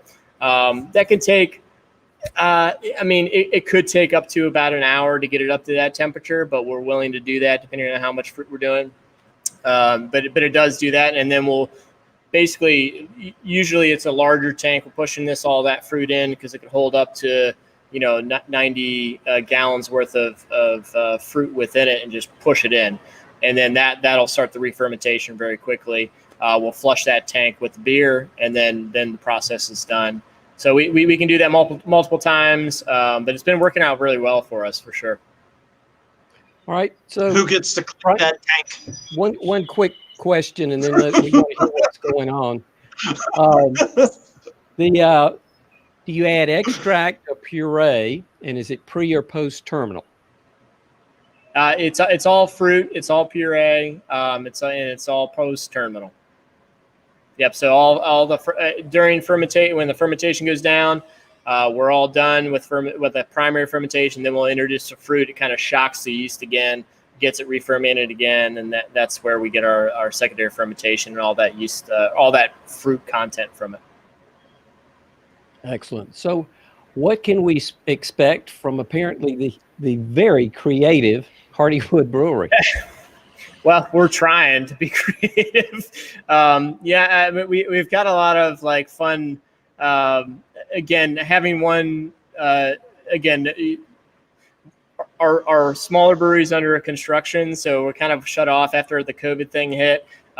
We decided that it wasn't quite the right response to be, running two breweries at one time, because we weren't having any sort of people coming to both breweries, and we were going to focus on just all our efforts on one brew house. But that, creates some good challenges. So what we've been doing is doing some batches of wort of good high quality wort that we're doing some IPAs with, and then splitting them off into smaller fermenters. I brought over 3, or actually more than that, 4 20-barrel fermenters from our downtown location over here, so that we can divert wort into different fermenters, use different yeast, do some biotransformation hops on different fermentation, so we get some different characteristics with. So it's been fun. It's been challenging. My production manager is absolutely giving me hell all the time about how to balance all these tanks and how to get all this in cans, but we're doing a good job. We've got a Hefeweizen coming out this weekend. We've got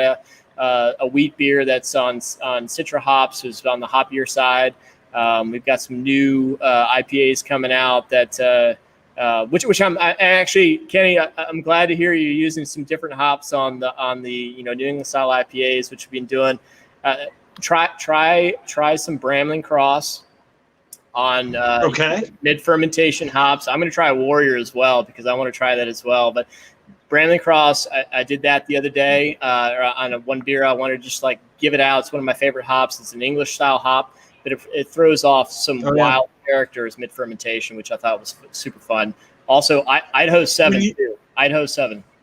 Oh, it's fun. Yeah, I like Idaho 7. Yeah, and when you were down in New Zealand, you must have gone over to Abel Tasman, just on the north end of the South Island, and they have a bunch of really fun hops there.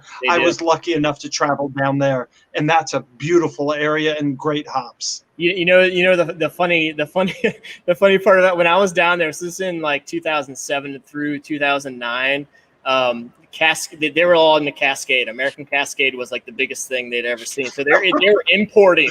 They were importing like crazy and doing all these wild high hop Cascade hops. And I was like, dude, what's going on? I have no idea.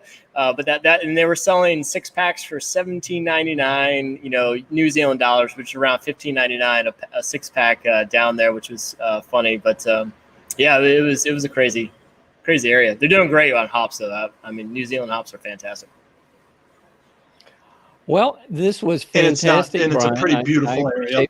Your time. And we're going to be moving into Mark in just a moment. So again, thank you very much. And this is definitely a cheers. Cheers. All right. So Mark, you've been waiting patiently for a while. Alone at last, Doug. Well, we're going to hear from you. Mark Osborne is the founder and owner of Adroit Theory Brewing Company. He's a serial entrepreneur that started several companies prior to launching Adroit. And this was his first foray into the beer industry. He started the brewery with the express purpose of bringing palate-changing beers with dark branded in dark arc format to the Virginia residents. He started with esoteric beers and barrel aging, but has expanded into IPAs, fruited sours, dessert stouts, as well as some classic styles like lagers and saisons. He has pushed the distribution footprint to include much of the U.S., and he recently began exports to Europe, Japan, Korea, and Australia. His mission, however, has remained unchanged. He wants to make extremely interesting beers on a consistently rotating basis and package them in a beautiful, yet sometimes disturbing format. Mark, that is quite an introduction. And it really sounds like your place could justify a trip in and of itself. So what are some memorable aspects of a visit to your brewery? Well, of course, when you walk in, you will be greeted, of course, by both types of music, black metal and death metal. So, we cover all bases in that regard. Turn to volume 11. But it's pretty fun. So at the tasting room, the fun thing, other than the metal theme and some of the over-the-top things and events that we throw for ourselves, is that it's always changing and it's always evolving. So we release, on average, 3 to 5 brand new beers every single week, which means every year we're making quite a bit of brand new beers, in addition to some beers that we revisit. But the nice thing is that when you walk in the door, you're going to have 15 or 16 new choices that you've never had before, and you can run through that sample and enjoy all of them. And if you come back 2 or 3 weeks later, you're going to have another 8, 10, 12 beers to choose from. Most people love that. The flip side of that, of course, is that you have that one that you loved and you want to get it again, and it is long gone, and we have no intention of remaking it. So that's the rub. Is there a recipe you do remake? We have maybe a dozen, 20 or so beers that we revisit from time to time, sometimes once a year, sometimes every few years. But oftentimes we're tweaking them and changing them to the point where they're not even the same beer that they were, 3 or 4 years ago. But we do have some concepts that are the same. So you're always going to have something, in a hoppy world. We're going to have something in a fruited sour world. We tend to have lots of stouts. And then we've started just recently, just this year, as a matter of fact, branching out into some more classic styles. Like we just did a Mexican lager, which was beautiful. Some saisons, kolsch, things like that are, again, two styled, not the kind of crazy over the top things that we're known for.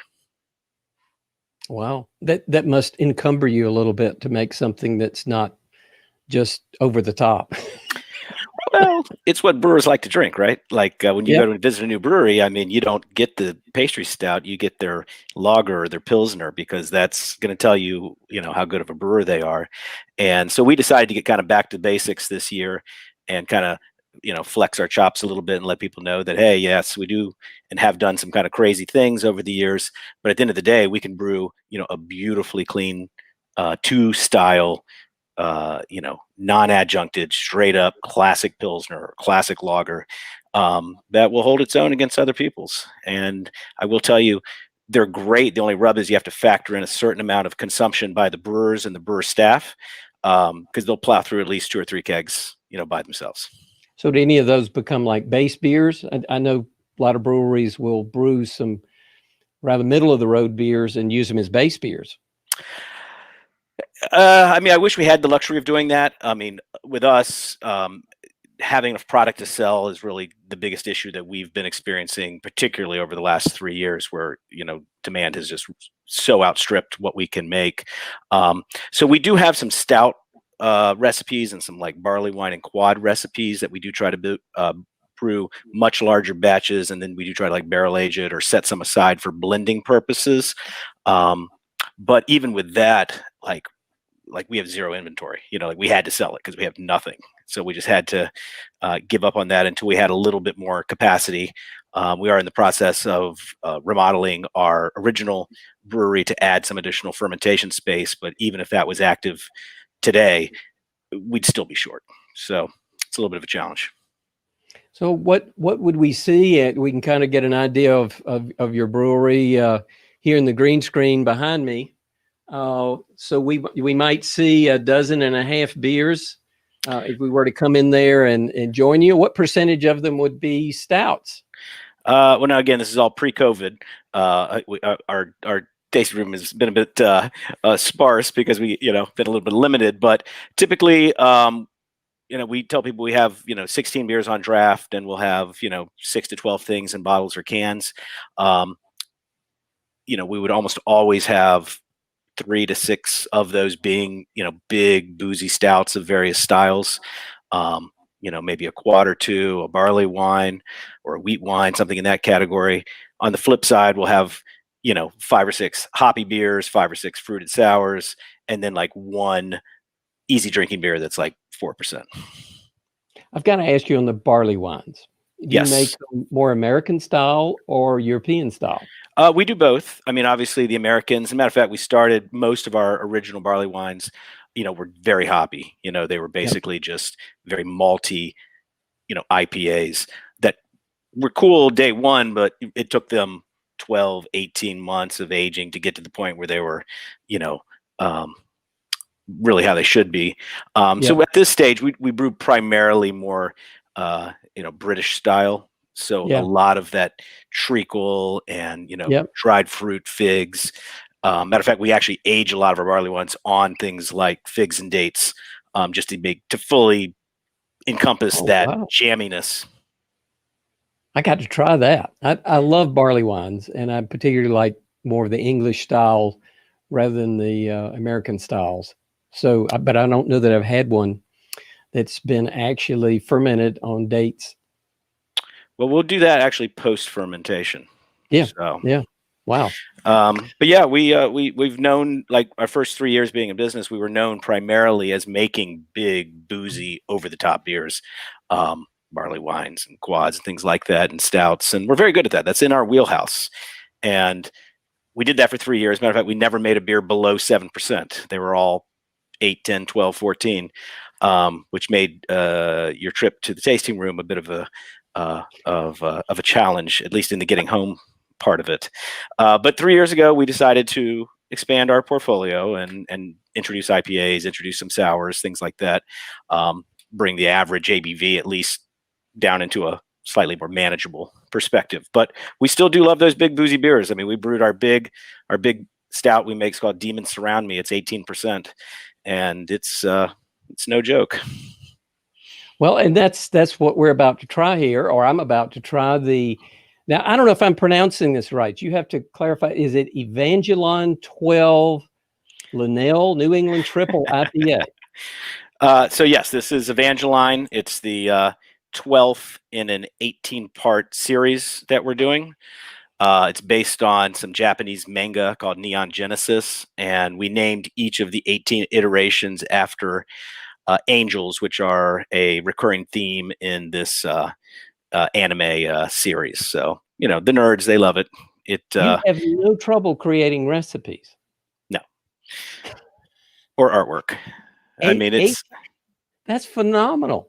That is phenomenal. So this is 12th in the series in what period of time? We started it, I want to say early 2019, maybe. So maybe even actually probably closer to, late 2018. It's about every 2 months we've been cranking out a new one. We release a new IPA pretty much about every 10 days. It's a brand new IPA, new package, new artwork, new, recipe, which granted has some similarities to prior iterations, but at the end of the day, they're all standalone beers. Well, I'm impressed with your creativity. I'm going to work on pouring mine. And why don't you kind of unpack this guy while I work on a pour? Sure. Well, with me, I always love talking about the package first and foremost, because for me, we design these to be like an old school album cover. You know what I mean? Like when you were browsing at the record store, you'd see this album artwork, and if it looked cool, you'd pick it up and you'd look at it and you'd say, wow, that's awesome. Go home and listen to this right away. And while you're listening to the album, you would look at the artwork. And that's, what we're into. So obviously we're into dark things. Some people say we're a metal brewery, and yes, we love metal, and yes, we are to a degree, but I like to call it more dark art. It's art first and foremost, and I think this is just a textbook example of what we do. But as far as the beer itself goes, it is a triple IPA, which surprisingly for us means we're always last on these types of podcasts. It's clocking in at 10%. It is in the hazy style category. And you said I couldn't get ahead on it. Yeah, well, you can get ahead if you do a nice vigorous pour. But I tend to make these things the way I want to drink the IPAs versus what style says or what the customers want. I want it to be consumed the way I like to drink my IPAs. And when I'm drinking New England style, there's like a couple things I love, and one is I do like them to be drier. I find that a lot of the popular cool kid IPAs tend to be a little sweet for my taste, in that 6.5, 7 Plato range. This is clocking in at, 4.5 Plato. So it makes it, I think, a little bit more drinkable of an experience. It's still juicy. It's still got all that nice hop aroma that you would expect, but it makes it just, I think, a little bit more of a down the hatch type experience. Second thing is it's got to be warmer. Mine right now is about 58, 59 degrees, which is what I like. I recommend not drinking it straight out of the fridge at like 35. I think it just does the beer a disservice. So let it come up almost close to room temperature, almost close to stout temp. The other thing I love is I like low carb. So, minimal head, and even with a swirl, you get a little bit of fizz, but really I like a low carb beer. I think it helps with the aromatics and again, the drinkability of the experience. But this beer, like all of ours, we always focus on the malt body first, because I find that if you don't have a well-balanced, delicious, drinkable beer, it doesn't matter how great it smells. We can jam pack tons of fruity, popular hops in here, and it smells great. But then when you drink it, it's like, either it tastes like nothing, or it becomes a chore to drink after, you're halfway through the beer. 12% ABV, is that what I remember? This one's only 10. So, a little bit more sessionable on the sessionable side of things for us. But it is really smooth for a 10%. Super smooth. We make dangerous beers. They will. I'm about to say that one's serious dangers. They will creep up on you, so be careful. There's almost no heat to it. That's phenomenal. Yeah, we try to make it very balanced. Piney, a little bit of dankness, some nice cracker. What else do you get off of it? Yeah, 100%. I mean, I think balance with us, even though sometimes it's a little extreme, I think is the key. And hiding alcohol is something we're very good at. So on the aroma side of things, I mean, it's Citra, it's Mosaic on what little hop side additions we do, and then heavy on Citra, which gives a little bit of, obviously, that classic citrus, but also a little bit of mustiness, which I quite enjoy. The other hop that's in here is Enigma, which is one of my personal favorites. It's a hop that basically confuses most people. It's citrus on one side and dank on the other. It's floral but spicy. It's grassy yet peppery. I mean, it's a bit of a mind twist. We balance it out with some Simcoe for a little bit of that classic, pininess. But I love it. It's candied orange, but with just a little bit of green melon, a little bit of that mustiness, and of course, kind of that classic, orange juice in a glass juiciness. But, just get in my mouth delicious. You know what I mean? I love the color. Very nice color. And of course, I like anything in a Tiku glass. That is really classy. Thank you. We buy a lot of glassware. I mean, we've probably done 40, 50 different glasses of different shapes and sizes. And I think it's absolutely important. Teku is definitely one of my favorite. This is also one of my favorite. This is a Rostel glass. And it has one of our Brewed to Destroy logos. But yeah, I think the color and the haziness of this one, I think works out nice, because I think, a lot of people make hazies and some of them are a bit turbid. I like this. It is clearly opaque, but it still has a nice bright golden tonality to it. And I think it forebodes what's to come. So what is the Dawn of the Dark Day 6? So our anniversary party, which is in January every year, is called Dawn of a Dark Day. And this past January was our 6th anniversary, and this was a special glass that we made for that event. Matter of fact, I'm hoping that, although I'm slightly pessimistic, that things will get back to quote unquote normal here sooner than later, because our plan was to move our annual party from January, which is not the best time of the year to throw an outdoor party, into a more seasonal party and celebrate like a half-year party. So this year it's like September 11th, and it will be our 6.66 year anniversary. So we're very excited. 9/11? 9/10, something like that. But that weekend, whatever that second weekend after Labor Day is, and we were going to throw a 6.66 year anniversary party for ourselves. So hopefully things will be back to normal. We'll see. Well, this is delicious, but we've got some questions here. Cool. So what would you say is your favorite aspect of this beer? Well, I mean, you mentioned so many things.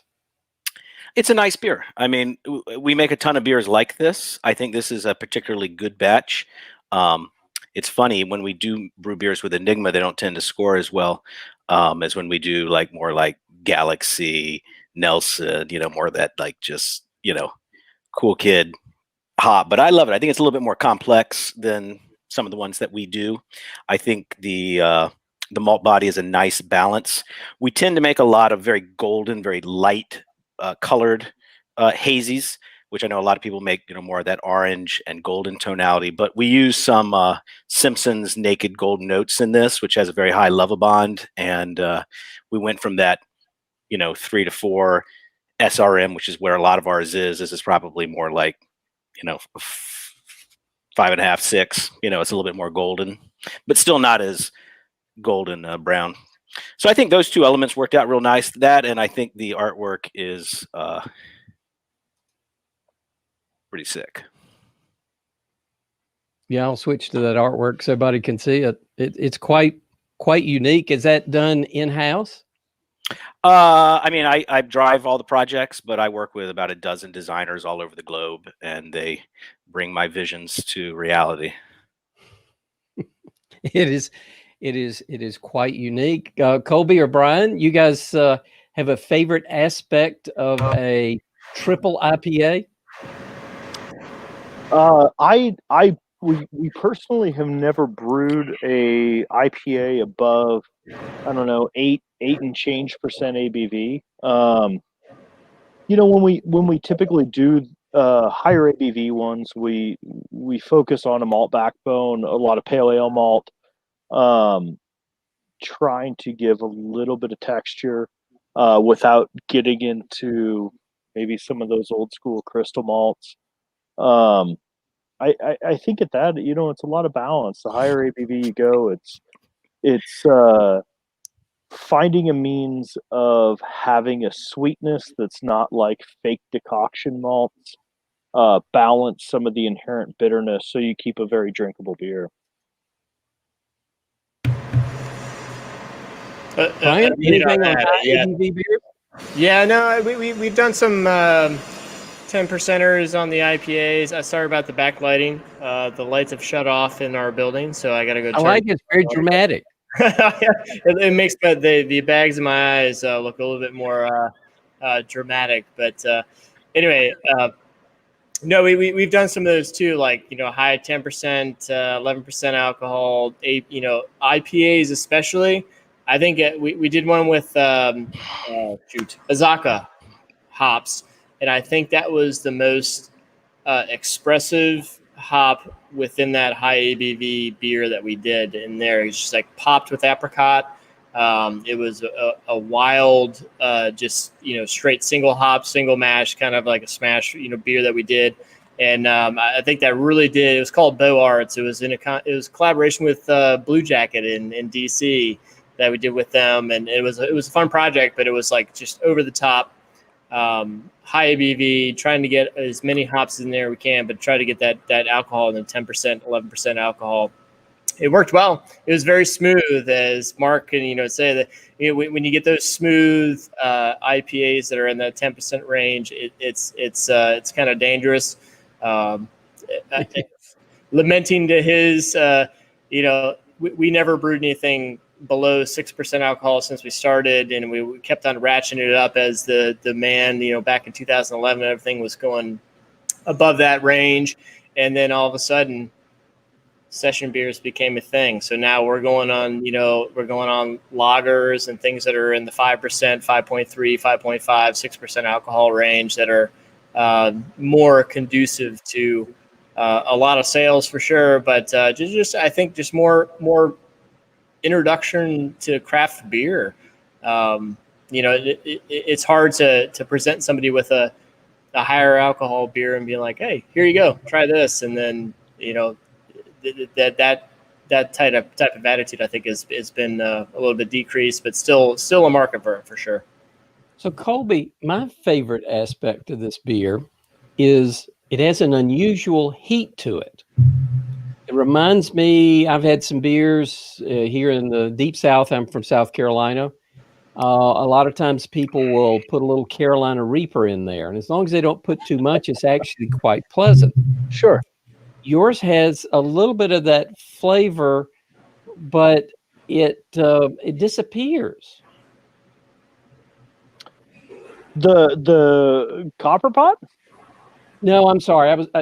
I said Kolby. I meant Mark. My apologies. So Mark, there's a little heat there, kind of like a Carolina Reaper pepper, but it's just while it's kind of sitting on your tongue, and as soon as you swallow it, goes away. It's quite pleasant.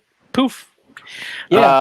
There's no Carolina Reaper peppers, which I love in this beer, but we have done quite a few pepper beers over the years. So if you're into that kind of thing, next time we make one, I'd be happy to send you one. But yeah, I mean, there's a lot going on with this malt body, but I think the overall theme is that it's very, very drinkable, almost scary drinkable. Yes. But is that what creates that heat? Is it the interaction of the alcohol and the hop bitterness? Do you know? I mean, perhaps. I mean, it's a very low bitterness beer. It is. That's what surprises. We do 0 hot side additions on any of our IPAs, other than Whirlpool, like we do, and even that's a very modest addition. Everything's in dry hop, and obviously, the hops we used are high alpha acid, and yes, you could pick up, I suppose, a little bit of additional contribution, but my guess is this beer, we haven't sent this out for testing because it was a one and done, but it's probably 36 37 IBUs, something like that. Great. But Mark, are you doing any sort of Whirlpool, like, reduction in temperature when you're doing your Whirlpool hops? Yes, I mean, yes, but there's equipment limitations. Right. We do not have a Brocon. Well, no, we actually can't do it on ours. Oh, really? Yeah, we can do it in our Richmond facility. We can't do it on the Brocon because it's too difficult. But yeah, I mean, that would be awesome. That would be absolutely. Then there's 0 hot side additions, right? It would be awesome. Right. Yeah, I don't know. I mean, I think there's some inherent alcoholic booziness because it is high ABV. And I do think there's some quirky hops, that might, give a little bit of peppery note. More black pepper to me. Black pepper is more of what I get. But of course, also could be yeast related. This is one of the blend type hops or blend type yeasts, and I think this is like Gen 9. So, I don't know. Nice. So maybe a little phenolic in there, you think? Maybe. Could be. Maybe. Huh. That's interesting. Well, I think it's fascinating, and I guess that's why you don't brew the same recipe twice. Yeah, well, makes it always fun and interesting. We're not that worried about repeatability per se. That's not one of the criteria that's really high on the list. We do have some that we do make from time to time. It's evolved, but that's definitely not the majority. Well, I'd love to get everybody's answer on this next one. So your Desert Island hop and your desert island beer style. And Mark, we'll start with you since we're talking about your brewery. And as soon as we're done with this, we'll come back for highlights of what's coming next from Adroit. So I obviously would bring a crap ton of Cascade with me, and then I would trade it with people in Australia for Galaxy. It's a bad trade. It's a bad trade, Mark. Well, apparently they love it, so well, that's true. That's true. Yeah, maybe not now. That was some years ago. But. Yeah. So I don't know. I mean, I love Mosaic. I think that is probably my my favorite hop. We use it quite a bit in a variety of styles. We have a black IPA that's releasing next week that we brewed with Mosaic and Sriracha Ace of all things. So I could be happy living on an island drinking that all day. Kolby or Brian, how about you guys? What's a desert island hop and beer? I'm going to go with Saws and Goldings, and the beers associated that with Pilsner Kel and Duvel. You know, give me those like flex your technique, highly technical classic styles, with really rounded, well developed hop flavors that are not, just straight aromatics. And yeah, I'm in. Brian, how about you? And it's got to be quick because I want to give Mark just a minute to wrap up. We have a hard stop in 4 minutes. Absolutely. Bramling Cross is one of my favorite hops of all time. I mean, it's an ESB hop, but it also works well in New England style IPAs, which I found. So it's awesome. From a beer standpoint, if I had to pick a favorite, things that inspire me, Sierra Nevada Pale Ale. That's a beer that I would definitely take with me at all times for sure. Mark, as we wrap up, tell me what's happening next at Adroit. Well, I appreciate that. More of the same. Obviously, we continue with what we do, which is new. We have some new projects in the pipeline. We've done some beers with a drum and bass DJ named Diesel Boy in the past, and these beers have been very, even for our standards, just over the top beers. But we're working on a 3-part series of 3 different style of beers that will be sold as one package unit to be consumed at the same time, which would hopefully come out later this fall. We do a lot of collaborations with metal bands and stuff like that. So I think the next one is Pig Destroyer, which we're very excited about. Something hopefully that'll come out for our Dawn of a Dark Day festival. And what style of beer is it? TBD. Good answer. I mean, I don't know. You know how these things are. You know how this type of collabs are. Indeed. Somehow I don't think you'll have any problems in developing a recipe. Maybe a Bud Light clone. We'll see. I don't know. Well, I hope you share it with us when you get that out. So with that, we've got about 2 minutes before a hard stop, and I would like that to be unceremonious, and instead let's kind of wrap this up in a nice, organized manner. Mark, Brian, Kolby, and Kenny, who is we've had to jump off screen, but I really appreciate this. This was a lot of fun.